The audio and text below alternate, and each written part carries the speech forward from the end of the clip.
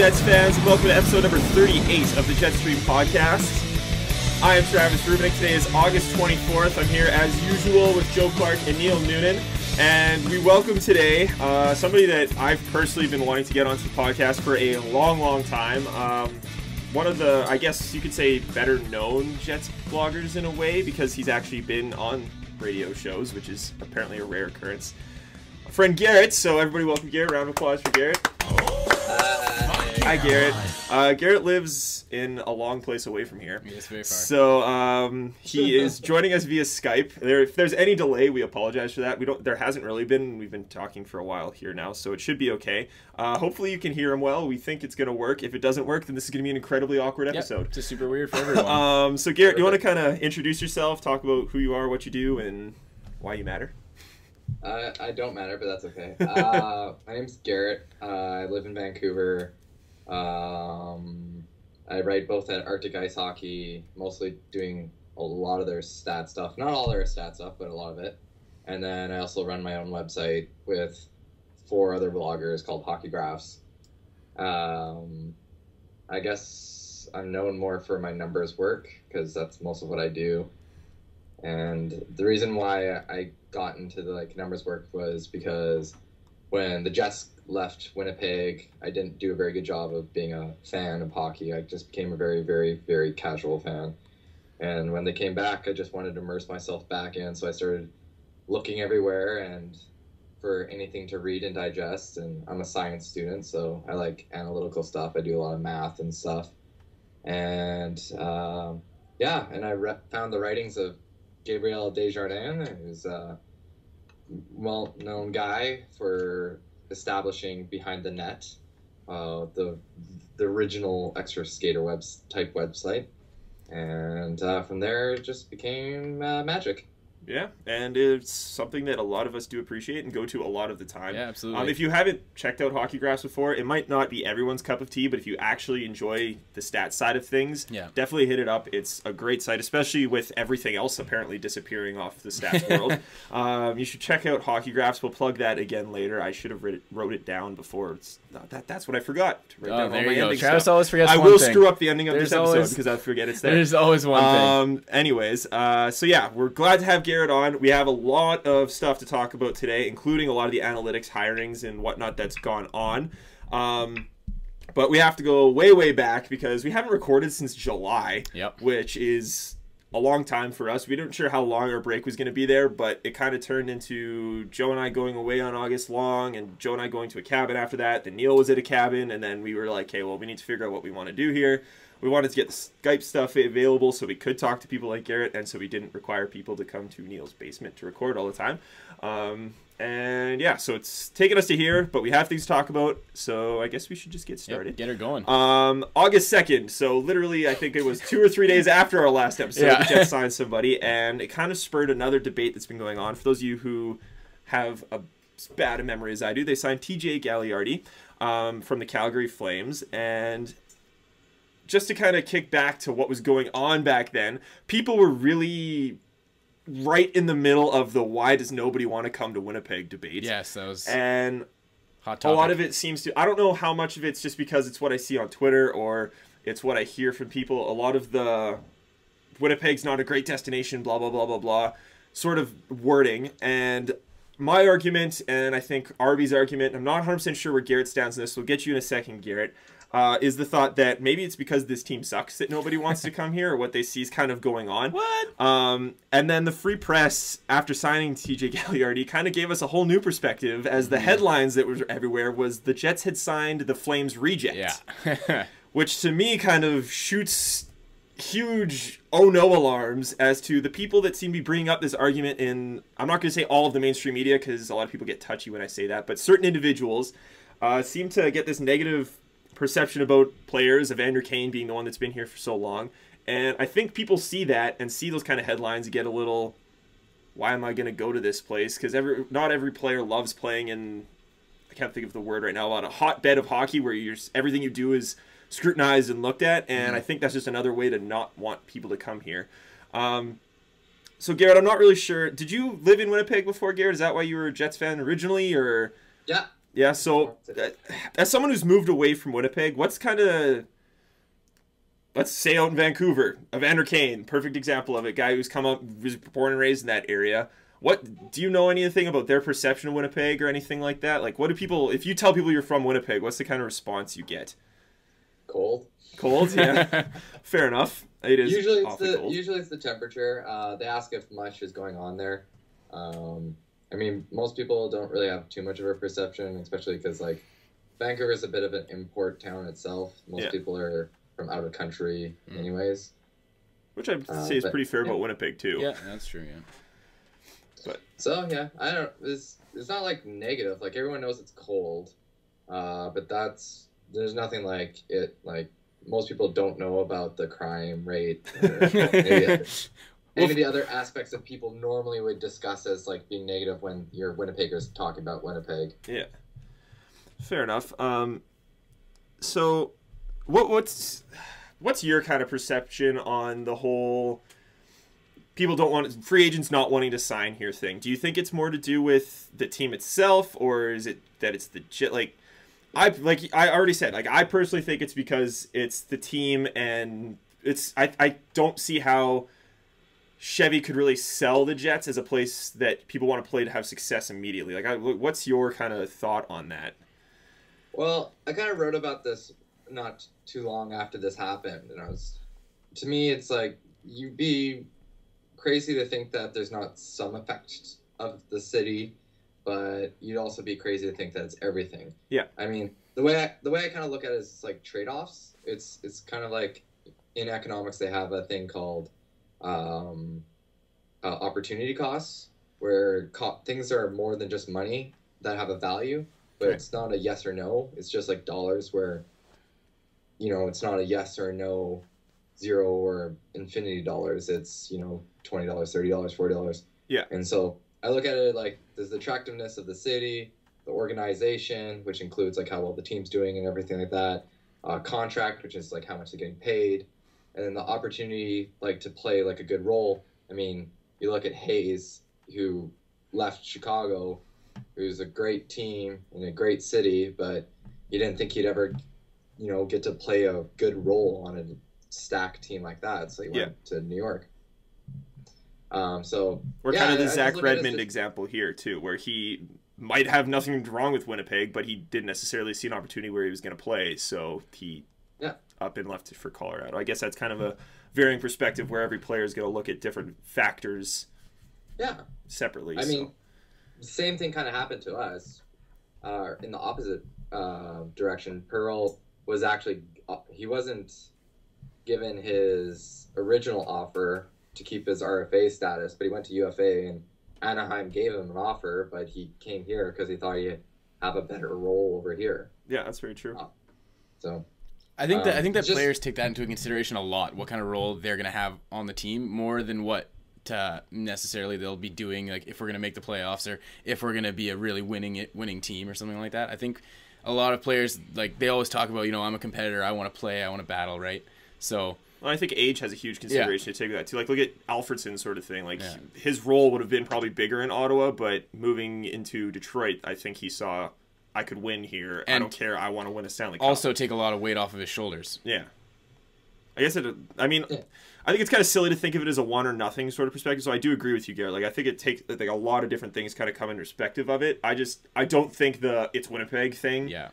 Like, we brought this up before. It's the same. Like, it's Detroit. It's like what's so great about Edmonton right now. Like, every city has something. Winnipeg's not the only city that has things that are negative about it. There are every other NHL team, the cities that they're in, have negatives to them as well. Yeah. So I don't think it's just a city.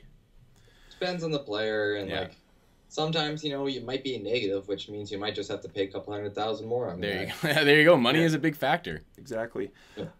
Which, I mean, does suck when you're wasting dollars on guys like Chris Thorburn, where you're going to... And I think, to me, that's where those contracts are even more frustrating, where, yeah, you could look at it, okay, it's $1.2 million. Like, it's not a lot of money, but it's the fact that you have so many contracts like that they add up. And on a apparent budget team, an internal budget team, that's where you start hampering things. Like, I wanted to bring this up later, but... Let's look at the fact that Devin Setoguchi then went back and signed for the Flames a year at $750,000. if you take both Galiardi and Setaguchi, both of those players combined, if you had both of those contracts on your team, that's, I think, $300,000 more than Thorburns making. And yes, Setaguchi struggled immensely last year, but I would still argue that he has a more important and could be a more useful player. Even if you have him on your fourth line, compared to a Chris Thorburn, where you're giving him more money and it's one player, where you could have two guys of a bigger contribution level, in my opinion. It's just, it's bad asset management, in my personal opinion. But they don't fight Chara. That's very true. They would cause no pain to Chara's fists when getting punched in the face. Well, they wouldn't drop the gloves. Yeah, that's brutal. Actually, I saw it on that point of Setaguchi. I saw a funny tweet, actually. I can't remember who it was, but it was, I wonder if the Flames papers are going to read Flames sign Jets reject. And I'm like, ooh, is that a little bit of a shot at the Winnipeg Free Press there? But and a Wild reject and a San Jose. Yeah, yeah, no kidding. Clearly, the Jets have won every way there. Yeah, definitely. It was just kind of funny how they didn't do that for Halischuk, because Halischuk was an RFA who wasn't like exactly was an RFA who wasn't extended, and we signed him. Yeah, Galiardi was that, and so was Burrow. Yep. Yeah, and yet he's the only one. Yeah, he's the only one who's a reject somehow. Oh. Yeah. It's just, I don't know, I find it very ironic that a city that keeps producing players that nobody wants to sign and just end up going into the KHL or retirement is making fun of guys that actually do sign them. Yeah. I don't know. It's just, it's interesting. So I guess we could spend a little bit of time talking about Galiardi as a player. Sure. I don't know how big of an impact he's going to have. I think he's an improvement on their fourth line. And I think on any other team, this should have been just a, okay, good, we're shoring up the fourth line kind of thing. But in Winnipeg, it certainly becomes is Chevy finally making a good decision about his fourth line? Or is he, like... or is this guy going to be playing second line halfway through the year? Yeah, exactly. Or is it's just the fact that he could just go down to the AHL and start the year. I believe, I don't think he's going to be waiver exempt, so I don't know if the whole situation there about having to put him through waivers or whatever. But... it just kind of becomes that question of, okay, well, you could have signed a good fourth-line player, but is he going to see the ice ahead of Peluso or Thorburn or any of these guys who you've already... It seems to be more of a, let's build depth with signing a bunch of fourth-liners rather than having actually quality fourth-liners and having depth that way. And I don't necessarily like that, but it's something. Are you asking me? Yeah, go ahead, Garrett. Is there any benefit to doing this, or... I don't know if there's any benefits for it, but Galiardi's perfect proof of why you don't need to sign Chris Thorburns. Exactly. It's very true, yeah. Good 1 point. year, hit or miss. He's a good fourth line player. Like he's not a top 6 player or whatever, but I mean 50% possession over the last 3 years on not too great of teams. And he scores more points per minute than any of our current fourth liners except for Halischuk, so who also seems to be ragged on a lot. Yeah. So, I don't know. I think the NHL's over as a whole, and again, we're going to get a bit more into this conversation later when we talk analytics and that kind of changing of the guard in a way, but I think the NHL's seeing another shift where we might finally be seeing the ending of those fourth lines that just punch people in the face and do nothing else because of just how many teams you... Like, the overall workload, you can't afford throughout a season to have a line that plays 2 to 3 minutes a game, goes out there, gets in a fight, and then sits in the penalty box for 5 minutes and sits on the bench the rest of the time. And I think, hopefully, as being seen by the hirings of some of these people that have been preaching that for however long on the internet, and preaching kind of a full team sort of mantra, you can't waste this time, you need the possession, kind of a bit more of a turn to the skill and underlying availability of players and just what they can do with their underlying numbers, from the, oh, this guy goes punch somebody in the face and sparks us, and the hope and myths that kind of go on. I'd like to think a change is occurring, but it just doesn't seem to be occurring here. Yeah. Which is frustrating. Like, the Leafs are apparently doing it possibly now. Yeah. It's so kind of in a transition zone at this time, I think. Yeah, hopefully. But yeah. I'm going to move on from this from right now because there's only so much we can really say about it. A couple more just housekeeping points that we want to make. There's not really much of an opinion you can have on this as much as you might like or hate the current Jets broadcast. It's changing. For those of you who live under a rock for sports news, sorry, I'm choking here for some reason. TSN's going to, yeah, thanks, Garrett. TSN's going to 5 channels, starting tomorrow, actually. Yeah. And one of those channels is going to be now playing Jets games. I believe it's TSN 3. So we don't have to pay for it anymore. You don't have to pay for it anymore. TSN Jets is a thing of the past. So, like Joe said, you don't have to pay for it. Dennis Back's still going to be the play-by-play guy. Say as you will about that. Apparently, people outside of Winnipeg love him. Oh, really? I've seen a lot of Toronto folk tweet about how they think he's one of the best broadcasters or whatever, and I don't get it. I don't know if they just have that fantasy of it. Go ahead, Garrett. I think you want to say something here. He's got a good voice. He does. And he does play-by-play well. You can't argue the fact that he has a great play-by-play voice. I'll definitely give you that. Yeah. But he's just got bad opinions. Yeah. He's not hired for his opinions, though, right? Yeah. Yeah. One thing that kind of I heard, I don't know if this was actually announced at all, but somebody out of Toronto was tweeting about that Mike Johnson is no longer with TSN, which kind of annoys me because I used to love when he was on TSN Jet broadcasts. Yeah, he didn't do them often, but when he was there, it was noticeably better. In between the benches, way better than Engblom, that's for sure. That's very true. And kind of a last sort of thing, which if you listen to Jets games on the radio only is a big change. Paul Edmonds is going to be the new radio play-by-play voice, while Brian Munz is kind of moving to a commentary. It's like reporter or something. Reporting like role. Yeah. I don't really know. I don't listen to very many games on the radio because I watch the games. Yes. But yeah. Extra skater's all I need. Well, can't use it anymore. So what are you gonna do? Nice time on ice. That's very true. There's lots of options for analytic folk, but again, we'll get there in a second. One more thing that actually I think Garrett might have broke this kind of in a way. Alexander Burmi was... I don't know if we're still on the reportedly and having to say allegedly so we don't get sued side of things here, but apparently he wants to make a return to the NHL for the 2015-16 season, but also apparently doesn't want to be with the Jets. I don't know, Garrett, you might know a bit more of the clarity behind this because I think you wrote the article for it. It was like, it came from interview that he had. Sorry, I'm just bringing it up right now on the computer. That's fine. Go ahead. So that I don't screw up and say something that's not real. It came from a Russian interview, and everyone basically translated it. It wasn't actually broken originally by me. It was Igor Aronka. I don't know how to spell his name. The guy that I think he works for a couple of places, but he broke it, and so I just quickly went on there and just Google translated it. And I don't know, someone else was on the radio for TSN 1290, and he was getting his information from the same interview. But, of course, he actually reads Russian. I'm just using a Google translator. Yeah.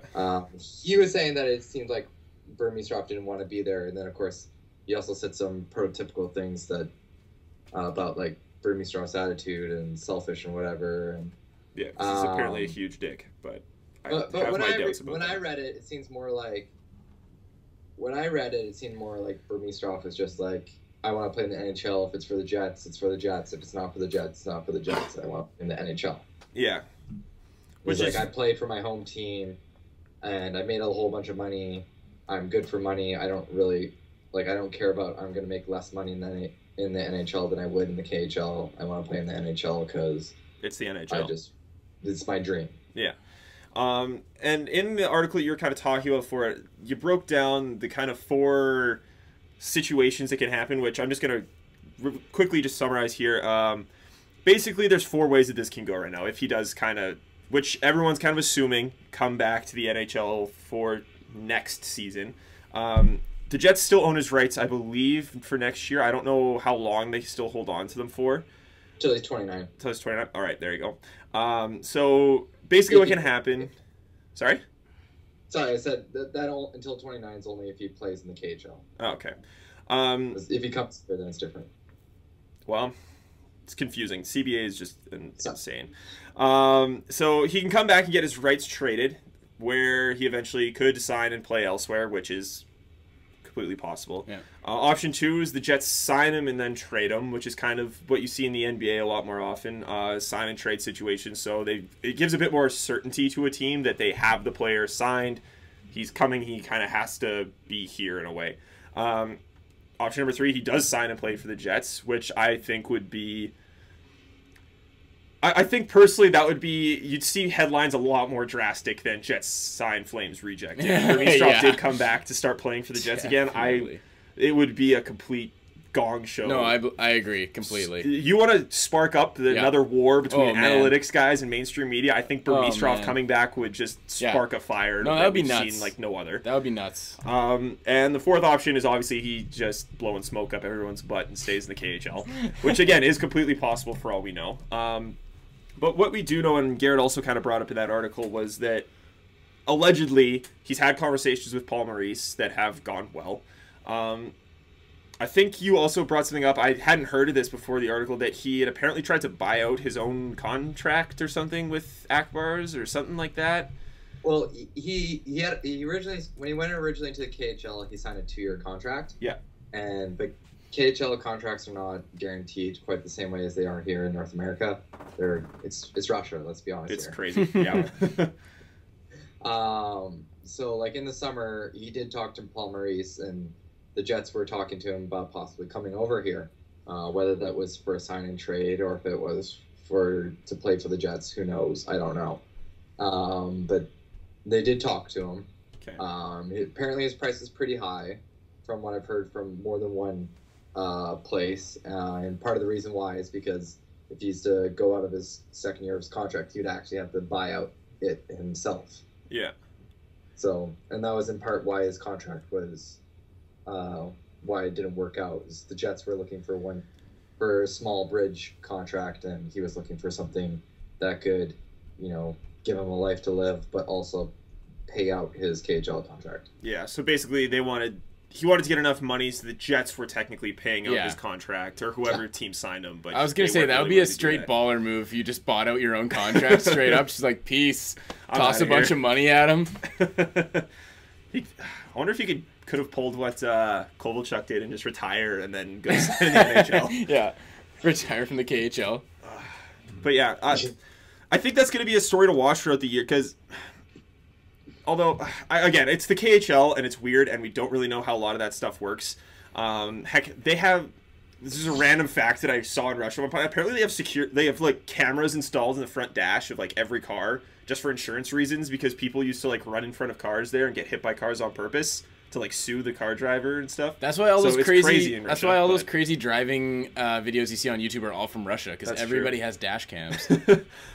So I don't know what's gonna happen. I don't know what tampering rules are, but I feel like this is a story that we're just gonna slowly start hearing things about. Mm-hmm. And the day that something happens, and if it has anything to involve him coming back to Winnipeg, dynamite in a blender. Dynamite in a blender, exactly. It's gonna be fun. I'm actually looking forward to that, because apparently by this time next year, analytics stuff might be a bit more commonplace. But I might just hide for a week. Yeah, Twitter is gonna be... RB is gonna get... Oh yeah. I'm just gonna like sit for a week and just read his timeline and just watch what happens. Yeah, because he's gonna explode. Yeah, he's not gonna back down. Speaking of Twitter fun, Andrew Ladd got in some trouble. Yes. Actually, no, he didn't get in trouble. He could have gotten in trouble, but somehow was spun into not trouble at all. He favorited a video. I want to... Yeah, it was a complete accident, actually. It was nothing. Andrew Ladd doesn't do anything bad ever. Let's just be clear on that, guys. Yeah, come on. For those of you who don't know what we're talking about, where is it here? A guy who, obviously, a fan of the Jets. On Twitter, he's at Slip.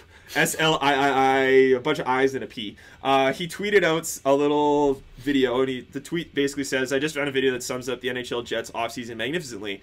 And it's a video titled, "Brian Alvarez yells -5 stars for 10 minutes. So it is literally Brian Alvarez yelling -5 star. I think it's a movie clip, and he just yells it over and over again for 10 minutes. Okay. And Andrew Ladd favorited that tweet. That's hilarious. Which, first of all, how the heck what depths of Twitter was Andrew Ladd in to find that? Yeah, it's not even like he did hashtag NHL Jets, but I mean, if anything, that gives us insight that Andrew Ladd does go on Twitter and look at random things. Yeah, but how often do you think Andrew Ladd goes into his Twitter and searches up the hashtag NHL Jets? Like that, exactly. It seems like you're looking for trouble at that point. But he favorited it, and everyone was like, "Sorry." Oh, I was just saying that most of those players are watching people more often than you know. Yeah. Like, yeah. I don't know if you know, but Eric Odell follows me. Does he really? Yeah. That's awesome. I knew, doesn't Morrissey follow Arctic Ice? Yeah, Morrissey and Trifley both follow Arctic Ice Hockey. So does Eric Odell. Eric Odell will sometimes talk to me through direct messages. That's awesome. No way, that's hilarious. That's hilarious. That's so funny. But yeah, Andrew Ladd favors this video, and of course everyone's like, look! Yeah. Which is honestly, I thought it was hilarious timing, because I think a week before, Arby had put out an article talking about how, it was just kind of a question thrown out there. It was shortly after the Jays did nothing at the MLB trade deadline, and Bautista and I think another player came out and basically said, well, this sucks. Like, we were told that we would get some backup and help, and we don't really appreciate this. And Arby kind of spun that and was like, I wonder what Jets players think of the absolute nothingness that Kevin Cheveldayoff has done and what's going on here. And then Ladd went and favorited this, which Arby obviously kind of struck a little bit and made it that kind of blow up a little bit more. And it eventually got around to the mainstream kind of stuff, and everyone kind of had that first intention of, this is amazing. Andrew Ladd is now coming out and kind of once again pointing that he doesn't like what's going on here. We're just kind of sitting still. Yep. Time's floating by. Exactly. Yeah, there you go. The old Ladd comment. And was very quickly in touch with, I think it was like an hour and a bit later that he unfavorited it. Oh. And all the headlines the next day were then, Ladd makes a mistake, blah, blah, blah, blah, blah. And all these, somehow he had planned interviews saying that he likes the direction things are going, and it was all kind of nicely chopped up into a perfect little box. It was a mistake. Let's move on. Nothing happened. Blah, blah, blah, blah, blah. Mm-hmm. Easiest excuse in the books. I think everybody here can speak for accidentally favoriting something or getting caught creeping on Twitter from accidentally following somebody or something because they have all the stupid things at the bottom now. Or like accidentally favoriting a photo that like it was their first photo ever tweeted on Twitter or something. Like, just you ultimately become the biggest creep ever. Yeah, and you're like, well, fuck my life. Basically. But I just can't help but wonder what would have happened if that was Evander Kane. Yeah, no, that would be nuts. Like, let's all be honest here. The same thing, right?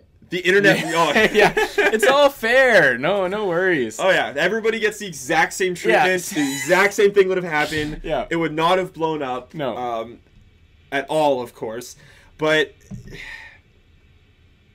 a little bit of me wishes it would have been Evander Kane. Oh yeah, definitely. Because it would have, again, given us something to talk about in August. Because usually August is hockey nothingness time. Note how we haven't had a podcast in 3 weeks. Yes. But I just, it's something to think about in the fact that this all just gets brushed under the rug so nicely and nothing really comes of it. So I don't know. They were saying like how they were making jokes about Andrew Ladd accidentally favoriting the tweet and like, you know, something about like bad hands or something. And then Randy Turner tweeted something along the lines of he didn't believe the excuse until he saw that James Wright had favorited 54 of his tweets. I saw that. Yeah. By the way, if you're not following Randy Turner on Twitter, you're making a mistake. He is super funny. Yeah. Hilarious. Yeah, he is. Like, absolutely hilarious. He's one of my favorite Twitter follows for just general Winnipeg media. Yeah. Just fantastic. Up there with Bombing and Melissa Barton. Okay. I'm just putting something here so I don't forget to do our exit stuff. Okay, let's move on a little bit here. I already brought up Devin Setoguchi, so now let's get to a bit of a conversation that I think Garrett's going to give us tons of insight on here. And a big reason as to why I thought this would be a good time to get Garret on, because the summer of analytics is upon us. Yes. It has been... We are in the depths of the summer of analytics. Exactly. It's it's given us something to talk about in August, and it's led to a lot of Steve Simmons blowing his mind and just sounding like a complete moron, which makes it even better. Yeah. For those of you, again, who live under a rock, Tyler Dello, for those of you who might not know him by his name, it's at MC79Hockey on Twitter, who still tweets a little bit now, not very much about hockey, has been hired by the Edmonton Oilers. That one we know. Eric Tulsky was hired earlier this summer by an unnamed NHL team. Ooh. A guy who I will openly admit not knowing anything about, Sonny Mehta, who I believe is a professional poker player or something like that. I honestly don't know much about him. Was hired by the New Jersey Devils. And then, to my great joy, Kyle Dubas, Cam Charron, allegedly, I think, although I think we can get a guarantee here. Daryl Metcalf, I think is how you say his last name, a.k.a. the guy who created and wrote and made Extra Skater happen, which, thank you, Daryl, for all of that. And Rob Pettipies. all came to the Toronto Maple Leafs. Oh, wow. And I'm so happy that they are actually doing something that doesn't look incredibly stupid and is actually advancing past what teams have done. Have all been hired by NHL teams, and yes, finally something positive is happening. Which leads to my first question. Garret, why the hell do you not have a job with an NHL team? I haven't applied. I think it's just such a weird thought to have that these people that Garret knows Cam. We've all kind of seen these guys grow, I guess, through social media and through their own sites, and are now being hired, and it's kind of a mind blow to me. So Garret, I think you know a little bit of how this is happening and how people are getting hired. Can you give us some sort of insight as to how this occurs? Like, how do you go from Twitter hatred from most mainstream media folk to now being somebody in a franchise? Okay, I'll start with like them in order of like their hirings, because they all kind of took very different paths. Yeah. Sonny Meta, he was originally a blogger in the stats blogosphere. He blogged on the same website as Vic Ferrari. Okay. He was actually one of the guys who did a lot of the original work on score effects. Okay. He then left the blogosphere and started doing playing poker for a professional, and he also wrote a bunch of books with other authors on poker, and he just did some books. He doesn't have much of a analytical background education wise. I think his degree is in music, if I'm not mistaken. Huh. And New Jersey Devils put up an advertisement on their website for people to apply. I thought about applying. I actually didn't. I'm trying to find it here, but he applied and he got in. And then there was, I think the next hiring was Dello. No, it was Tulsky came next, right? Tulsky's been around for a while. He's done work for teams in short term. Yeah. Sometimes for free, sometimes for pay, trying to build a name for himself. And when I was talking to Tulsky, he was telling me that like teams get unsolicited about 100 things basically a month. Wow. On statistical stuff. A lot of it being snake oil salesman kind of stuff. Like I have this black box. It'll tell you which players are best and which players are worst. Wow. You should follow me. That's crazy. And he eventually got a part-time gig. And he kind of told me, he's like, yeah, I kind of wish that maybe I didn't do that, because he's like, now all these people are getting full-time gigs, but he's quite happy. He told me he's happy with the team that he's got right now. That's good. Whether he still won't tell me what team it is. I tried. I tried as hard as I could. I was trying to be like all nice, like asking nice little questions, like, "Hey, buddy, where you living now?" Yeah, he's a really smart guy. He's got he's got his bachelor's out of Harvard, and I can't remember where he got his PhD in physics, but he's got his PhD in physics somewhere. He's a really brilliant fellow. And then came Tyler Dello. He was hired. He at the start of last year's season, the team brought him in to show him, like, as part of, I guess they had some display of like things that you can do or whatever. And he's one of the people that was brought in. And he had like, apparently when they went for dinner afterwards, he was sat beside Eakins, and Eakins kept on asking him questions, and then would ask him questions sometimes. Oops, sorry, advertisement. Once or twice throughout the season, and then Eakins was like, I want to hire this guy for next year. So he was actually like a hired by the coach.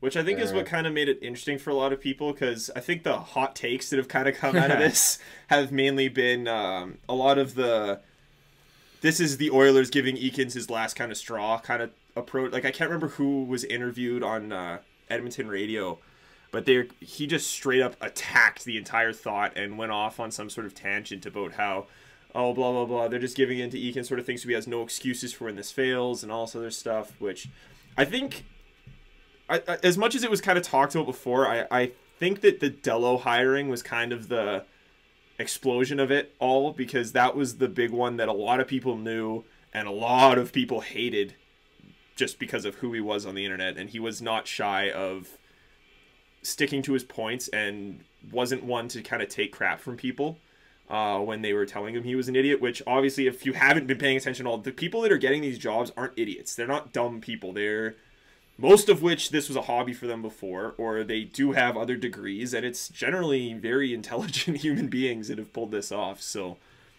I don't know. A big part for me is that people are now kind of seeing that these aren't just morons in their mom's basement that just touched a computer once and said this sort of things. Like, they're actually smart, intelligent human beings. But go on, Gary. You can kind of keep going there. And then came Kyle Dubas, he's actually like, he came from, he's not actually it's not a blogger or any sorts. It's kind of weird that he always gets put in the same kind of group, but technically he's a new group of its own type. He was trained the way traditionally that hockey management types come through. He started off young kid team. I think he was like either equipment management or stick boy or something at like a super young age.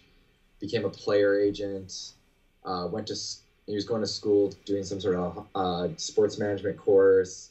Graduated and then like became a GM. But like when he was working for Sioux, it was kind of like, if anyone's seen the movie Moneyball, it was kind of the same idea. Sioux was a team that was having difficulty getting people, and so he's like, well, to make up for the fact that we're a city at a disadvantage, kind of like Winnipeg, they had to make up for it by trying to giving themselves an advantage elsewhere to make up for it. And so he kind of was looking online and found a lot of websites on analytical stuff, and he became like a friend to a lot of these bloggers. Became a good friend with Cam Sharon because they both are huge, obsessive Seattle Mariner fans. And that's where the Cam hire came in. Once Kyle got hired to the Toronto Maple Leafs, I believe Kyle was contacted some of his people. The Cam Sharon stuff was actually supposed to be secret. It wasn't supposed to be exposed. Cam actually hadn't even told me, and I'm not Cam's best friend or anything like that, but we hang out every once in a couple of weeks or so. For those that don't know, one of my many jobs that I have is I bartend at a bar that's quite frequent to a lot of bloggers. I've served Cam Sharon, Harrison Mooney, Thomas Drance, Dmitry Filipovic, or Pilipovic. I never pronounce his name right. He always corrects me. Reese, who's better known as the That's Offside guy. So, yeah. And the others, but yeah. So we'll have to go out there at some point and ditch his service. Yeah, definitely. That's basically the whole summer of analytics, which I find is kind of funny because it's not really the first time people like this have been hired. I mean, Thomas Awad from Hockey Prospectus and Gabriel Desjardins, formerly of Arctic Ice Hockey, used to work for teams all the time in consulting gigs. This is just the very first time we're starting to get stuff out in the open. Yeah, and it's actually kind of looked at as I don't know. It's a weird, different perspective we're kind of seeing, and just bringing up the fact that it's nothing really new. Like, do you see kind of I'm trying to think of how to phrase this. Do you see this kind of changing anyway in the NHL? Like, I brought up kind of earlier the different thought about a fourth line kind of thing and how it seems to be that shit. Like, there's that big shift for when the big goons and stuff were the kind of guys you want to get, and the rock'em sock'em version of the NHL. And I think we're kind of finally seeing that go away with the whole insight into concussions and all this other stuff. And I think we're kind of seeing another shift. Do you agree with me at all there, where we're kind of seeing, and maybe this kind of perspective on hockey where a lot of thoughts towards maybe zone entries and zone exit kind of work, and the kind of thought of maybe the safe play isn't always the right play to make, and that kind of mind shift in the NHL where dump and chase isn't the number one kind of thought that goes out there anymore, and more of a puck possession kind of game. Do you see that kind of taking change? Like, what do you think the big change is going to happen with these kind of guys getting brought into NHL teams? Are we going to see changes in systems, or? I think it'll constantly be evolving. I mean, like, as more teams use a certain something, the benefit that you're gaining by doing it becomes less. Yeah. And so there'll always be constant evolutions to the game and how you look at the game. The thing that's happening more is twofold. Is like you're starting to see people able to quantify things better, especially in the near future when we get a system similar to basketball Sport View, which will probably be happening, my guess is within 3 years, with either Sport View or Power Scout. But the other thing you're starting to see is the public acceptance of it. That's the big thing that's happened with this summer of analytics, is both media and public are starting to recognize that these things are going away. Some teams have been looking at this for a long time. I mean, zone entries were originally tracked by the USSR national team. Bowman over at Chicago has been looking at stats like Corsi since before we were. Yeah. Yeah, it's interesting to see the change, and kind of the other side of things. What do you think this, like, do you think these kind of hirings are going to keep happening? And like, I know you're saying that they happened before, but again, these big names out in the public that have always been publishing their stuff, like we've already seen Extra Skater's gone now, and I don't think Tyler's site's back up at all yet. And those were some big pieces that a lot of people kind of spurred their stuff off of. And I know you did a lot of work based on what other guys were doing before. And I've always kind of seen kind of the blogging, kind of writing side of things, kind of broken down into 3 levels. They were kind of the innovator side of things, where guys were, if not coming up with these stats and doing a lot of public work with them, and in a way creating them, like the whole Delta Corsi kind of stuff, like that kind of stuff is just coming out of nowhere, and the people doing the grunt work and watching all the games. And I personally put you in that kind of side, where you have sites like Hockey Graphs, where it's looking at these things and making them public to people. And then I see the kind of full users kind of side of things, where that's what I always saw Cam as, where he knows these things in and out. He might not be inventing these kind of stats, but he knows how to use them and how to manipulate them and look at them that way, and uses them all the time and knows how to display them in a way that people can understand them. And then there's the kind of where I would put myself sort of things, where I understand them, I use them, but I'm not necessarily as in-depth and willing to manipulate and take all these bundles of data and just plug them in and see what kind of happens. I use the stats off of Extra Skater, I use the stats on Behind the Net and stuff like that, and I can discuss them with people. And I think we're kind of running out of, in the at least open world, we're running out of the innovator side of things, and I don't know if that's going to ultimately affect what we see, because like you said, with Sport View and stuff coming, changes can occur. But a lot of these guys that were doing that upfront original work that was changing the way we use them are kind of dwindling away, and that stuff's going to become a lot more private now. Like, we're not going to see any new work out of Tulsi likely, or out of Tyler or anything like that, because they're hired now. So do you think that might hamper kind of what we know, or is it going to be a lot more publicly aware for people now? I believe, because I believe there was basketball and baseball, they've already gone through this before now. I'm just a casual fan of those sports, so I'm sure I'm going to screw up the comparisons, but I believe they both kind of went through this similar evolutions, where like there was a period of time where all the big bloggers got kind of picked up by teams, and their websites either died or crumbled to pretty archaic versions of the original selves. And I think we'll see like a little bit like that. You'll see some people go dark. I think right now, like, I don't think there's a coincidence that all the ones that have had public hirings have been teams that haven't been doing so well. The Leafs and Oilers and stuff like that. I know Cam's was supposed to be hidden. It wasn't actually supposed to be a public thing, but UMass was. So I think you'll see some more people go dark for about a year now, but I don't know, it's just a guess. Yeah. It'll be, again, it's another interesting storyline to kind of follow and see how things change. How do you, and I mean, we can always, like you said, we can go back and kind of look at baseball now, the advanced analytics thing. It's just kind of, it's there. It's known. It's what people talk about. Personally, I don't watch a lot of baseball. When I do watch it now, there are times where I'm like, hey, what the hell do all these numbers mean? I have no idea. And I mean, I can still enjoy baseball as much as I do ever really enjoy. Like, I prefer being at a game and chilling rather than watching it on TV personally.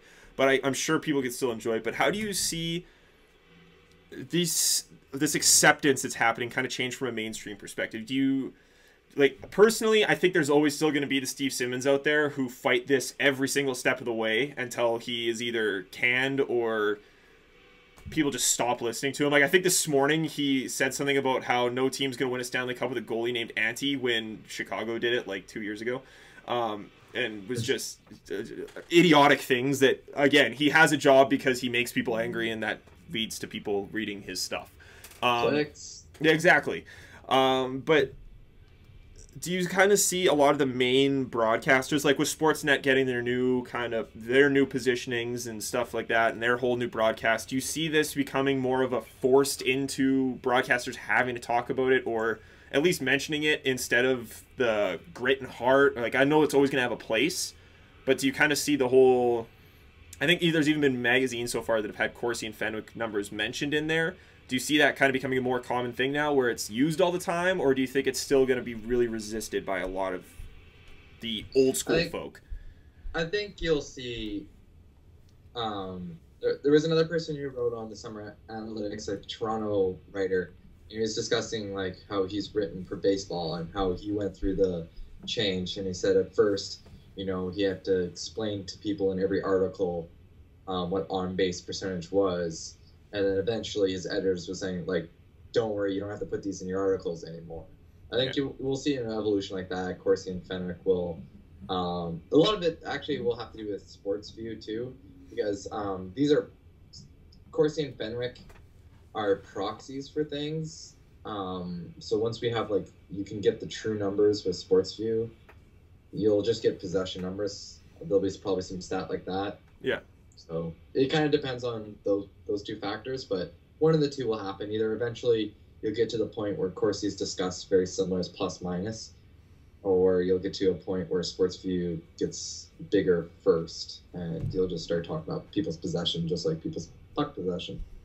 Do you see stuff like SportsView coming in kind of advancing the advanced stats as they are, or do you think it's going to... A lot of people say it will. I was talking to Matt Pfeiffer. I know it's Pfeffier. He works for the Ottawa 67s.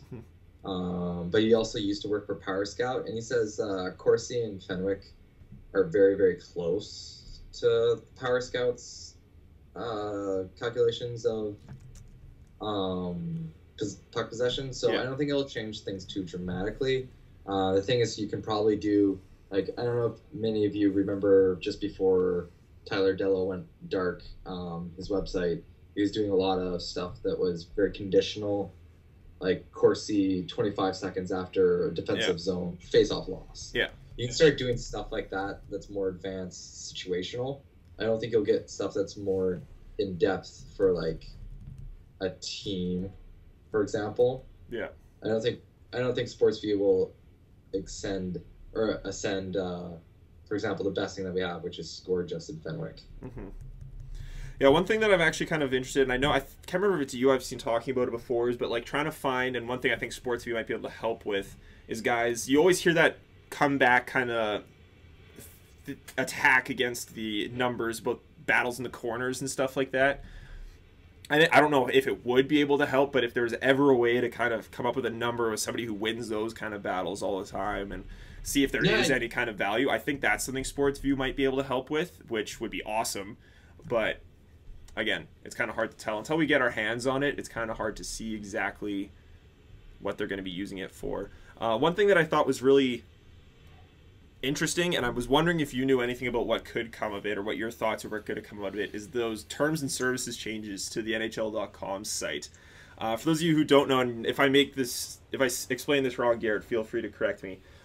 They changed their services, so sites like, I guess you could kind of say Extra Skater in a way, can't keep pulling data from their site, which is where we get a lot of these Corsi and Fenwick numbers from. And it is, in my opinion, kind of terrifying because it could really slow us down. I don't know if that necessarily means the NHL is going to produce their own site with these kind of numbers. A lot of people thought when Extra Skater shut down, it was possibly the NHL shutting him down because he couldn't get his stuff anymore. So I don't know. Again, it might come into connect with something like SportsView coming in to the know or anything like that. But I was just wondering what your thoughts on that were, Garrett.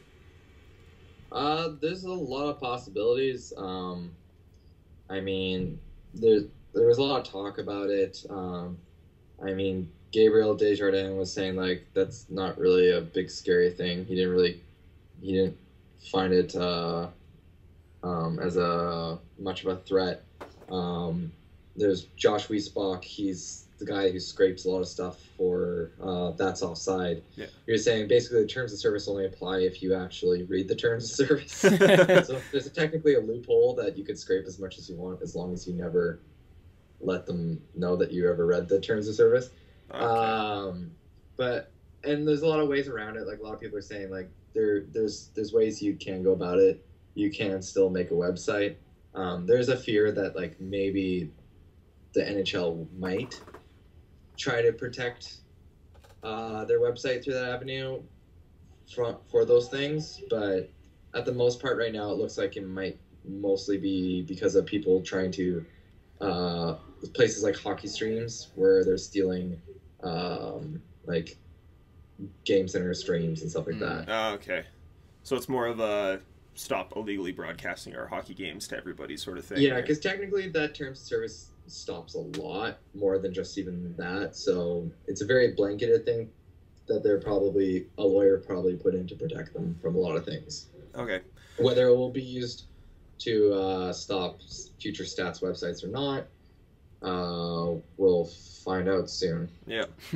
All right, so I think we're going to stop the analytics discussion there for right now. It's a lot to kind of take in. If you don't understand at the analytics side of things, you probably should start just as a header to yourself. It's not going to become a mandatory thing for any hockey fan by any stretch of the imagination. But if you do want to actually start understanding it, go to Arctic Ice and just look at the stuff that Garrett's written over the years, you could say. He's written tons and tons of the basically breaking it down. This is what it means. This is what you should look at. This is what you should kind of not put as much into. And seriously, just go and read Garrett's stuff. If you don't follow him on Twitter already, you're making a big hockey mistake. So follow the guy. And Garrett, what was the URL for your Hockey Graphs site? Hockey Graphs is it's just www.hockey and then a hyphen graphs.com. Okay. So like the symbol hyphen in between hockey and graphs.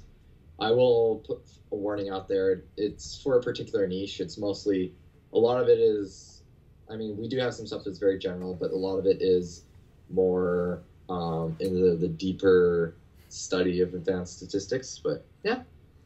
All right, we're going to talk about one more thing before we let Garrett go. The NHL Draft Lottery has changed its format a little bit, which I guess you can look at as a good thing for a team like the Jets, where you don't seem to ever really, really suck bad enough that you finish dead last, but you have Andre Pavlik still, so you're never going to be that good.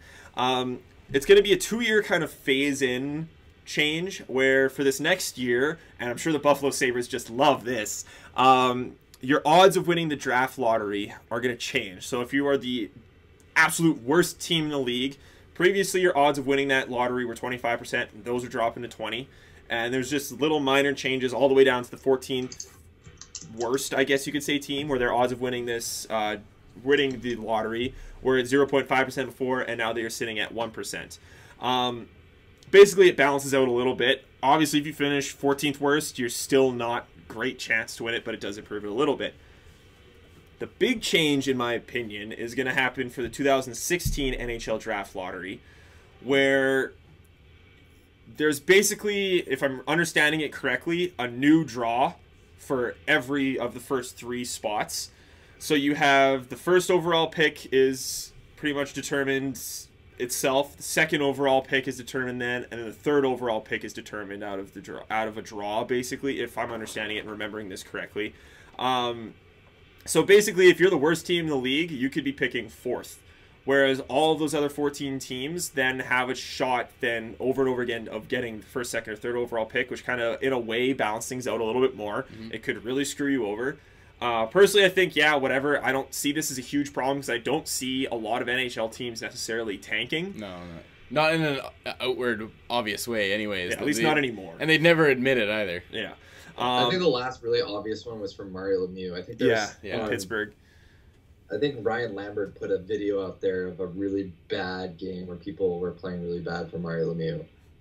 It's kind of really obvious. I think that was the last time there was like a really shamefully obvious losing. I think there was a 30 for 30 that was made for that at some really? point, or one of those things made a whole episode just for that, and it's fantastic. I can't remember what it's called. If I remember, I'll link somewhere to it, or I'll put a title for it. But definitely, if you get a chance to watch that, watch it, because it's hilarious how bad they were. And I don't think the GM has ever actually admitted that they tanked, but everybody else around knew. Like, they have interviews with players who are just like, yeah, we knew what was going on. Like, it was not even close. Players don't want to lose, right? Because they're also playing for their future contracts. They exactly. Don't suck. If you have one really bad year, it can be a difference in a lot of money. Especially back, I think it was in the 80s or 70s or whenever it was, and they did it. It was, like, brutal. One thing I do want to bring up, I can't remember if I brought it up on the podcast before. Have I brought up the Cup of Hope? No. Before? I don't think so. It's the KHL's style of this, where they don't have just a random lottery. The KHL season, just to clarify here and why it makes more sense, is shorter than, I think it's like a 50-something, 60-something game season. But at the end of it, they have whatever teams contend for the playoffs go and play for that. But whatever teams don't make the playoffs, play for what's called the Cup of Hope. And the Cup of Hope, if you win that, wins you the first overall pick. That's awesome. In the KHL draft, which I think is pretty cool. That's so cool. I get sort of why the NHL wouldn't want to do it, but it's more games for a lot of teams. It keeps every team relevant up until it'll obviously change stuff like the trade deadline, because as much as you want to kind of sell players, you still need to compete with all these other bad teams. Yeah. And as much as it might not sound appealing to a lot of owners to cut off, I don't know, let's say you cut the NHL season by 15 games or so, your team still matters. And those markets that are struggling will have something to go watch. If you're a middle of the rank, I mean, it'd be great for the Jets. Yeah. Whereas you're one of those middle of the rank teams, you'd have a shot at getting the first overall pick. Yeah, exactly. And it turns into like almost every team has a playoff, so to speak. Exactly. It's not just it's not just those select teams make the playoffs and then that's it. Everybody else is screwed. It's they make the playoffs and then you make your own little separate playoffs and you still have something to play for, so you get that kind of atmosphere. Exactly. So if a team, let's say, I don't know, let's say the Edmonton Oilers over the past few years, they might lose, I don't know, if you cut off 15 NHL seasons and you still have the best, or seasons, 15 NHL games of the season, and you still have best of sevens all the way through, odds are if you're at least a somewhat competitive bad team playing an also bad team, you're getting at least 4 of those games back. Yeah. At least 2 of them are going to be in your home rank. And if you keep going, you could end up necessarily playing at least those 15 games back, if not more. You're bringing in revenue. You're bringing in something for everybody to want to keep watching. You can potentially get better TV deals out of it. Yeah. You kind of turn teams away from just selling off everything and being bad for years because you could actually have something to play for. You're going to hold on to your assets if you can and do what you can. And I don't know. I personally think it would draw a lot more of attention from hockey fans necessarily away from the World Cup that goes on during the NHL playoffs to my team's still playing. I'm going to watch my team plus the Stanley Cup playoffs because that's what good hockey looks like. And I would love to see that happen. I seriously doubt it's ever going to happen because heaven forbid the NHL give the KHL credit for anything. But I don't know. I think it would be cool.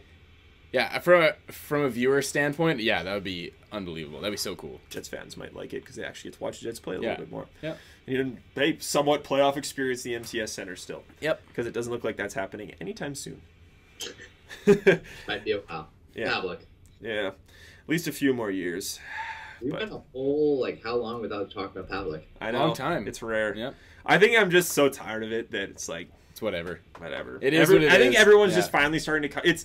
Pavlik could be just the perfect display of what the analytics thing is going to be like, where so many people said he was awful, but the mainstream folk just loved him so much and kept going with it, and you slowly started to see them drop away and accept that he was terrible, just like you're slowly going to start them dripping away and accepting analytics and that side of hockey, and then eventually it's just going to become a thing, and it's just going to be there. And right now, Andre Pavlik for me is just one of those it is what it is situations. You're just like, well, talked about it enough. Exactly. Still sucks. So I think we're gonna let Garret go. We have something else we're going to talk about, which has to do with Pavlik sucking and the potential of him being good. So a big thank you to Garret, and a little round of applause for Garret for coming on. We're probably gonna have Garret back on throughout the year, assuming he isn't hired from an NHL team, because I still think he should, and I would think it'd be awesome if the Jets actually got him on there. So hashtag hire Garret. It needs to happen at some point. As crappy as it would be for the blogging kind of atmosphere, and as crappy as it would be for Arctic Ice, it would be fantastic. So you can follow Garret on Twitter. Garret, I don't have your handle up here. How do people follow you? I can give it. Okay, what is it? Just Garret Hohl, my first and last name. GarretHohl. Apparently it's not Gareth OHL. Some people think that my name is Garret and I write about the OHL. That's awesome. Or that I work for the OHL. But no. Garret no, he does not. Yeah. He writes a lot of stuff on Arctic Ice. I've already plugged Arctic Ice a ton talking about him. Check out Hockey Graphs. Thank you again, Garret, for coming on. We greatly appreciate it. Hopefully we'll have you on a few more times this season. And yeah, see you later, bud. Thanks again. Thanks, Garret. I'll DM you a thank you later on. All right, so now that Garrett's gone, we're going to have a little bit of fun here. Okay. We are in the dog days of August, and we want to kind of get a way to know who's listening to us and talk to you guys a little bit more. As well as have a little bit of fun toying with the Jets and just kind of all the way through training camp. We'll see how long this goes. We have a bit of a timeline set out. If it goes for a little bit longer, it goes for a little bit longer. We'll see what our interaction is like from you guys. Yeah.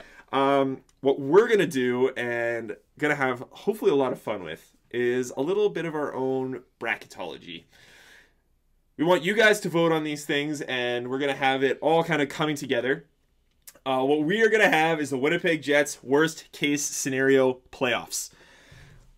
So basically, we have ranked 8 terrible scenarios that could happen for the Jets this year. They are debatable scenarios. Some might be a little better than others. And what we want to find out is what is the absolute worst thing, in the fans' opinion, that could happen to this team this season. Mm-hmm. So we're going to introduce them all today, and this is going to be kind of the kickoff start of round 1 of this bracket. The way things are going to advance, we're going to have a poll up on arcticIcehockey.com. Check out the posted, just regular posting I have for every podcast. It'll be in there, and you can vote on there. We also want you to tweet at us using the hashtag JetStream what your votes are. We'll count up our Twitter votes as well, and those will all take in account. If you vote on Twitter, we're obviously going to know who you are, and we'll get to why that's important in a minute. You can also email us, jetstreampodcast@gmail.com. Email us your vote, and heck, give us an explanation as to why, if we miss something in our pros or cons for any of these. Explain to us why you think one thing's worse than the other. Maybe we'll read about it on the podcast. If you do vote, we are going to try to figure something out. We're going to give you something. If we are going to pick somebody at the end of all of this and give you some stuff. We've talked about potentially getting some gear created. We definitely are going to have stickers, so you'll definitely be getting stickers. We'll pick a few people possibly and get these things out, especially if you live outside of the city, because, you know, why not spread us a little bit more? We know it's all Mando. We know you live way out in the middle of nowhere. Middle of nowhere. Hey, it's the middle of nowhere for Winnipeg. Middle of nowhere, yeah, in comparison to us, I guess. Yeah. So let's get started with this. Neil's kind of just giving them random rankings and what's competing, but whatever wins is going to win. Yep. So we're going to start off the hop. We're slowly going to introduce some of these arguments. We're not going to give you everything all at once. Think about what you want to think about. Like I said, if you don't like what we come up for an argument for something, email us. And if we have enough emails coming back and forth, we might give one a little bit longer to go for. We want you guys voting and talking to us about this, so let us know what your thoughts are. So let's get started. Our first kind of ranking right at the top, we have the option of Pavlik having a good year versus trading Evander Kane. So which one is worse? Let's just start with Joe giving us some examples. Which one's worse? Okay, hypothetical, like the most ultra hypothetical thing ever is Pavlik having a good year. This is bad in a few ways. It's multiple ways, but it also has its positives, which is weird. But yeah, good. Well, I mean, it's an obvious positive. Like, it sounds ridiculous. Like, Pavlik having a good year is a bad thing, but just think about it. Like, it could screw up Hutch in a way, depending how they're going to use him.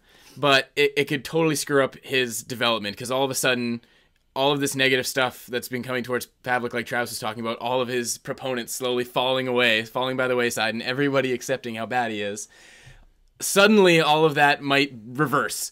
right away, and then there goes all the work that Hutch did in the AHL last season down the drain for him having a shot at even being a backup. I just want to qualify this for a second here. A good year for Pavlik, we're saying, is like league average. That's the best he's ever done. Let's be at least somewhat realistic. Let's say 0.1% above that. Okay, yeah. He just has right around a league average year. Yeah. So odds are, I mean, to completely counteract that, playoffs. Yep.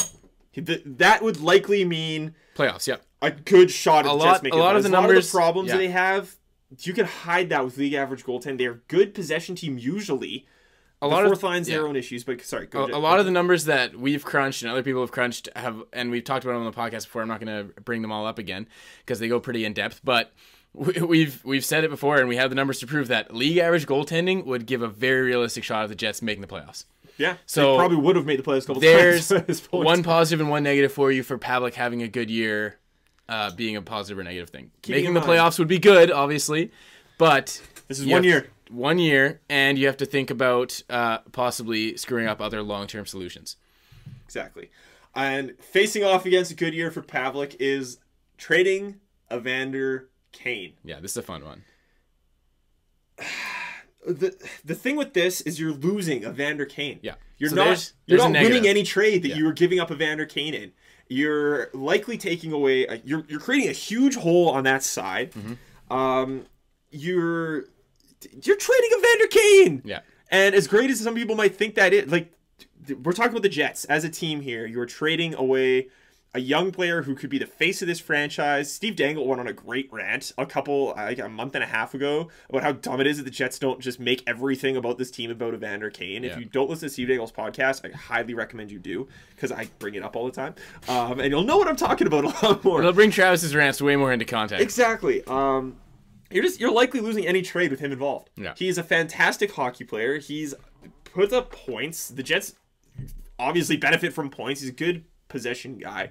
I proved last year that he doesn't have a negative effect on his teammates and usually brings them up. As long as he's got a decent grouping of people with him, he could be a fantastic player. And if you want to talk about hard work and grit, he's probably one of the most hardworking guys on that team. Exactly. The benefits of trading away Evander Kane is you are losing a point-producing young player. Which incites, assuming Pavlik doesn't have a good year, a bit more of that tank, and Connor McDavid is available. Yep. The only question is it in time this year to get Connor McDavid if you trade Evander Kane? Are you trading him at the deadline, or what the deal is? Yeah. You're probably increasing your odds of getting Connor McDavid. You might get a great return for him. Yeah, possibly. And we've said this before, if the right package is there, which probably no team in the NHL is prepared to have that package. Yeah. But if there is a good package, then hey, you could fill some holes, and the Jets have holes.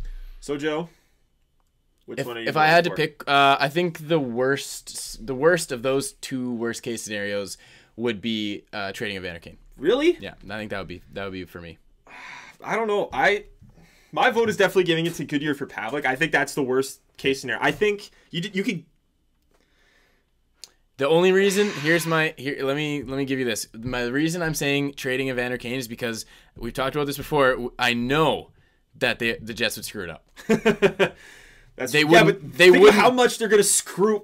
They wouldn't do it. They wouldn't do it right. Alan Walsh is Andre Pavlik's agent. Yeah, but also you brought into perspective on that good year for Pavlik. It's only 1 year. But you trade Kane, and it's forever. Yeah, but they gave Pavlik his first contract on 1 year. Yeah, I guess that's true. Think of how much they could screw up Pavlik. More. Even more. 1 good year out of Andre Pavlik could screw up the Jets for so long. I'm sticking with trading Evander Kane is worse. No, you're wrong. You're just wrong. Pavlik having a good year, as stupid as it sounds, at this point, I'm almost ready to just say Pavlik having a good year should win this, because that would be so bad. Screw the bracket. I've got a huge... I was making up some arguments on either side of this for just when we go on with this. I'm so sure that Pavlik is going to win. I almost took half a page writing up all the bad things that could come out of Andre Pavlik. Don't read them all, because I'm not going to, because it's got to continue. Yep. So listen to me, folks. If you want to hear my reasons on Pavlik, we want to hear yours though. We want to hear you guys giving us some more stuff. So maybe you hit something I somehow missed. Give us your positives and negatives on both of those ones, and we want to hear them. Yeah. Okay. Hashtag JetStream. Hashtag JetStream. JetStreamPodcast@gmail.com, and go to Arctic Ice and vote. Yeah. Okay, so the next thing we've got on our head-to-head matchup, which will face the winner of Pavlik and Evander Kane. Are we just going to do the first two matchups? No, we're going to go over all. Oh, we're doing all. Okay. Yeah. AHL demotion worthy seasons. For Jacob Trouba. Yeah. And Mark Scheifele. So specifically those two. So basically those two players having such terrible seasons that we might as well be sending them down to the AHL. Versus either Jacob Trouba or Tobias Enstrom suffering some pretty serious injuries this year. I'll let you start with the AHL demotion worthy seasons, Joe. AHL demotion worthy seasons. That would be brutal. I mean, the beginning of the whole JetStream podcast started off at the beginning of last season, and at that time, Scheifele was not doing very well.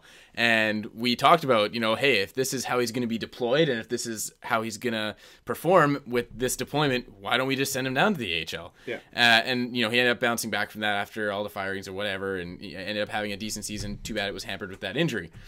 But I mean, coming back from that, now people are going to be expecting more, and because he was doing well before he went down, so people are going to be expecting Scheifele to be producing now. I mean, this will be his third. Well, this will be his second NHL year. But he's played. He's either a second or third line center, Yeah. and a team that doesn't have a lot of center depth. Exactly. He needs to do something. He needs to perform, and so his contract's coming up. If he doesn't, then that's a serious problem. This team's gonna be bad. Yeah, and we saw it when he went down, and we talked about how the fact that Scheifele going down, I mean, it proves that having a bad effect. It proves that he's important, but it also proves that, wow, we're relying way too much on this kid playing well. this rookie, right? Like, that's crazy. Yeah. And then I think you can basically make the same argument for Trouba. Except that he didn't have that bad. The holes created in this lineup with those two both playing brutal is terrifying. It's scary. Think of all the hellhole that would come up from everybody. The great drafter that is Kevin Cheveldayoff. Right. Where's our depth missing now? on our 2 first-round picks? Yeah, exactly. Like, that's huge. Where's our draft and develop now? Because our 2 guys are gone. Exactly. Which, though, on the flip side, Connor McDavid. There you go. So there's the positive. There's a positive for that. You could again. It's 1 year. Mm-hmm. Sophomore slump is apparently a real good thing, a big thing. It happens. Mm-hmm. Do you want this just being a 1 year thing? If you wanted them to suffer 1 year, this might be a good year for it because Connor McDavid, and he is a franchise-changing player. If you throw him into the mix, which what could be a bunch of good draft picks, I think the face of things really does turn around if you can just start brimming up again the big ifs, but things turn around with the acquisition of Connor McDavid. Yep. Now, the whole side of injuries here, where you lose Trouba or Enstrom to an injury, I think you start seeing, again, those holes emerge on a very, very shallow defensive group as it is. Mm-hmm. This is just one of them, so, but Enstrom's been hurt before, and I really am not emotionally prepared to deal with more of the talk of injury-prone Tobias Enstrom and people hating on him for size, which is about as dumb as people on hating Evander Kane for having a money phone, in my opinion. Exactly. It just leaves huge gaps. I think it leaves questions for Trouba as to what he really is. We saw him have a decent season. He had his problems last year that people like to just dismiss, but I would still be stuck with these questions in Trouba, and you just have this faith in him that, again, he was hurt last year too. He seemed to bounce back fine, but it just leaves these question marks surrounding Jacob Trouba. Mm-hmm. But again, the pros to this, Connor McDavid, it could also push Kevin Cheveldayoff to having to make a decision, finally, and do something to shore up this defensive group outside of Mark Stewart moving up the lineup every time something happens. Every time somebody gets injured, oh, well, it's okay, because Mark Stewart can step in. Exactly. That doesn't cut it. Again, this kind of comes down to when this injury occurs. Yeah. If it happens early in the season, you could just see a pushing of Josh Morrissey kind of occurring, which could be detrimental to his growth. It could also be a good thing. Yep. There's a big question marks there. Mm-hmm. So where's your vote going on this one, Joe? My vote for this one is going to be Trouba and Scheifele having really bad years. Unfortunately for the podcast and our debate side, I am going to have to agree with you there. I don't see how much could be worth. Like, an injury is an injury, in my opinion. Yeah, no, absolutely. You can bounce back, hopefully. Mm-hmm. If there's very serious injury, like if Trouba breaks his neck, then we do have some problems. Yeah. But I think both of those guys suffering terrible slumps just throws things into shambles. Yeah, absolutely. And especially with the expectations coming into this year of what they should be doing. Exactly. So again, let us know what you guys think. We could be missing something huge on this injury side that we're just not thinking of right now. Let us know what you think, and we'll see what's matching up with what I think is going to be Pavlik in the next round. Yeah. So our third matchup for this is the Jets finishing right outside of the playoffs. Again. About 2 to 4 spots in that same crap zone, the loser zone. The loser. That would be fantastic if the Cup of Hope was a thing. It's the losers of the losers, basically. Yeah. Where you have a very low chance of getting a decently high draft pick, and you didn't make the playoffs. Exactly. Heading up against losing Michael Frolik to unrestricted free agency. For nothing. For nothing. Right. Change things up a little bit here, Joe. Without saying anything, where's your vote going? My vote is going to losing Frolik for nothing. Yeah? Yeah, I'm going to go with that. I'm against you on this one. I think finishing right outside the playoffs again would be a terrible, terrible thing. I think they're both really bad, actually. They are pretty bad. Losing to Frolik for nothing, I think, is just, it's same shit. Yeah, no, it is, absolutely. It's par for the course when it comes to Jets asset management. We all know how to deal with that. Yeah. So, I mean, they are both kind of the same stuff happening again and again and again. That's very true. But I just... To me, losing Frolik at this point is almost a blessing in disguise for him. I don't see it being... Like, it's a bad thing, but it's one player. Yep. And it's not necessarily something that's going to completely set the Jets off into nothingness for the rest of time. I would love it if it didn't happen, obviously. There's a reason this is the worst case scenario bracket. Yeah. But I just... For all we know, that could lead to the firing of Kevin Cheveldayoff. Possibly. So that could end up being positive. Why is it worse, Joe? Yep, it could end up being positive. Tell me, why is it worse? I don't know. I just, like you said, well, like I said, par for the course, and I think that losing him for nothing would be the biggest one, the biggest one of all of the free agents that have come and gone. That would be the biggest, most obvious one. That, like, why would you ever do that? Because that's somebody you could actually get something for, or you know what, keep him because he's good. Like, if this happens, then we know that Chevy's blind or dumb or like, there's something missing in his mind that, you know, and we're screwed. I think it symbolizes a lot more than just losing one player. Could mean Bufflin going back to being a forward and making him a useful player again. Yeah, to a forward. Yeah, or moving him back to defense, possibly. I don't know. Although, yeah, damn it, that kind of counteracts my point. He'd be stuck as a forward. Yeah, screwed up. Giving Joe things. Either way. I still finishing outside the playoffs though is no, it's brutal. You're missing Nora McDavid. Yeah. That alone is my argument. Yeah, okay, that's completely missing out on Connor McDavid. That's fine. You're not getting another impact player. You're just getting another. I mean, Scheifele's been good. Trouba could end up being a great pick too, but like, even we're talking like further away from that. We're talking a middle rung. Going to be a long experiment, probably. Chevy, again, likely going to screw it up. Probably. It's just another standstill, wasting player time. Like, there's nothing beneficial coming out of finishing right side of the playoffs. Yep. Unless for some magical reason, they win the draft, which is, again, even with the changes, is unlikely. Or the NHL just completely flips the script and decides to play the Cup of Hope. Yes, Cup of Hope. Like, I honestly think finishing right side of the playoffs is just another... They need to decide. They need to make up their mind. Are we tanking or are we going to do something good? Yeah. Are we going to win or are we going to... Yeah. Tank. Just do it. Just tank. All right. Get rid of everybody. You can solve the Frolik problem. Fire everyone. Just get rid of them. Keep Homo. And just... That's it.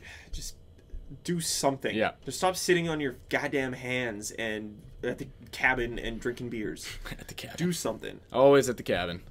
So our final matchup for round 1 is going to be one of Little, Ladd, or Wheeler, or one of the main core guys demanding a trade. Or multiple that's it. Or of them. all of them. Yeah. Multiple, all of them, one of them, whatever.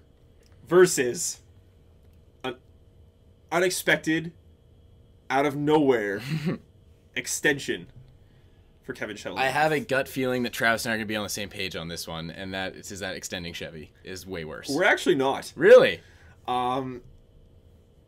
The reason I'm against that, I obviously that's bad. Yes. I think the thing for me though, you can always fire a GM. Unlikely, extremely unlikely. Odds are if they extend him, he's here for however long. Especially, because the way the Jets, money. Yeah. But you could always fire a GM. Yeah. When a player demands a trade, especially most of those guys have some sort of no trade clause worked in, which already hampers you. Yep. You're putting in a negative position for any kind of dealings. It's a public declaration. Puts you at a big disadvantage. Exactly. That's why Evander Kane calling for a trade would be such a bad thing. Yeah. Publicly calling for a trade, because then it's just instantly at a disadvantage. Yeah. It kind of just sends that final broadcast that the guys that were so set on this working, and the guys that were supposed to be responsible for drawing in free agents, the core guys. Core guys, the heart of the team, want the fuck out of this city. Yeah. Just sends out that message to everybody that you don't want anything to do with here. And as bad as Kevin Cheveldayoff may be, and as bad as extending him may be, some sort of player is not going to really know what's going on here. Yeah. They're more focused on whatever it is. I don't think it's that bad. It's not as bad in my opinion.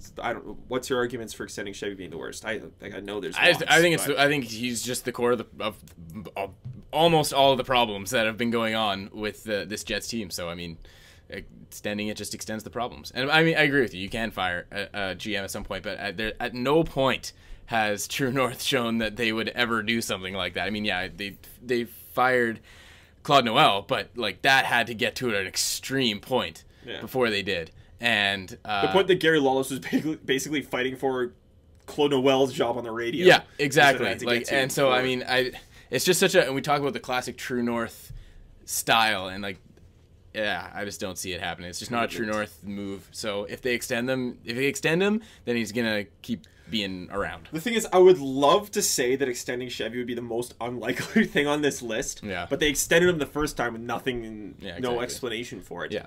And I honestly, a little bit of me thinks a good year out of Pavlik is probably the most unlikely on this list. Yeah, that's very true. Actually. But very true. It could happen. Yep. So those are just kind of our intros to everything here. Obviously, there's a lot of points we haven't touched on yet because we want to talk about these a couple more times. We want to hear from you guys on this, so talk to us. We want to have some Twitter. I want Joe to actually have a reason to go on Twitter and talk to people. I'm on Twitter all the time. Okay, talking to people. Yeah, talk to people. So yell at Joe if he's wrong. There you go. Go and at JW_Clark20 and tell him why he's an idiot and why Travis is right. Insult me. Actually, go on Twitter at JW_Clark20 and yell at him for not doing the goddamn ALS Ice Bucket Challenge yet. I challenged you like a week and a half ago and you still haven't done it. That's very true. Actually, I meant to bring that up when Garrett was here because I haven't seen his video for his either. Yeah, actually, I was looking forward to seeing his because I wanted to see Garrett dump something. His sounded like he was gonna do it up like pretty epically too. So disappointing. Oh, well. But you know what's more disappointing? At least he did it. Yeah, that's true. And you didn't. Well, I could just be like him and say I did it and not actually. Yeah, but you haven't even done that yet. Now that you've said that, I need to see the physical proof. Yeah, we'll have to wait and see. No, I'll do it. You can't. Oh yeah, you're not gonna wait. Neil, do you have a bucket?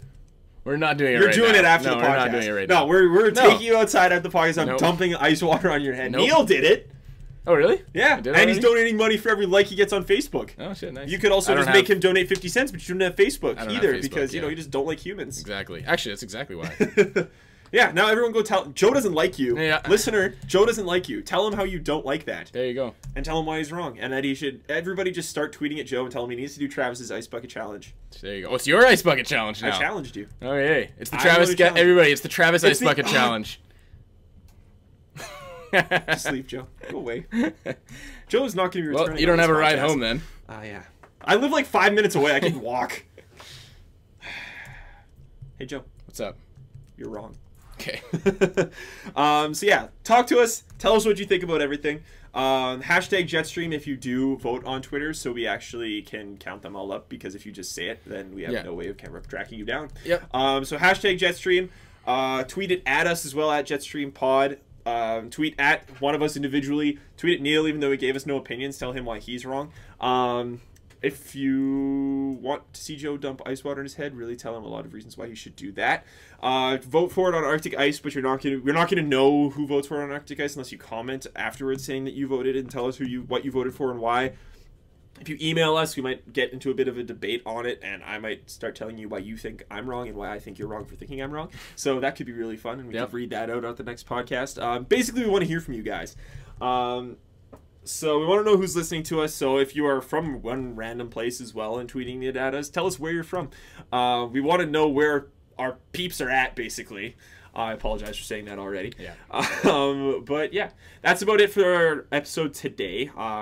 thanks again to Garret for coming on. Give him a follow on Twitter if you don't already, and if you don't, then I don't know what's wrong with you. You should be following the guy. He tweets about the Jets, he tweets about stats, he tweets about smart things. He's just a smart guy to have on your timeline. If you want to learn, follow Garret. I learn stuff from him all the time. Exactly, and he's not all up in your face about it. Yeah.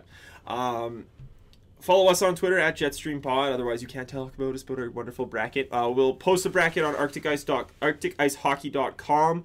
Hashtag JetStream, www.jetstreampodcast.com if you want to listen to us online. You can comment on there your vote as well, but we won't have everything laid out. We will get it, and it will count as a vote, but just make sure you have your actual name and how we can contact you on there if you do get picked for our end of everything little draw bundle of JetStream things. Follow me on Twitter at THRUBENIUK. Follow Joe at JW_Clark20 and tell him to do the Ice Bucket Challenge. Follow Neil at Neil Noonan. Subscribe and rate us on iTunes. We love it when you guys actually give us ratings. It kind of helps us out a lot, so please do it. And yeah, we will hopefully be back next week. Something needs to happen. Worst case scenario, we'll just talk about the bracket. But yeah, go Jets, go. See you guys later.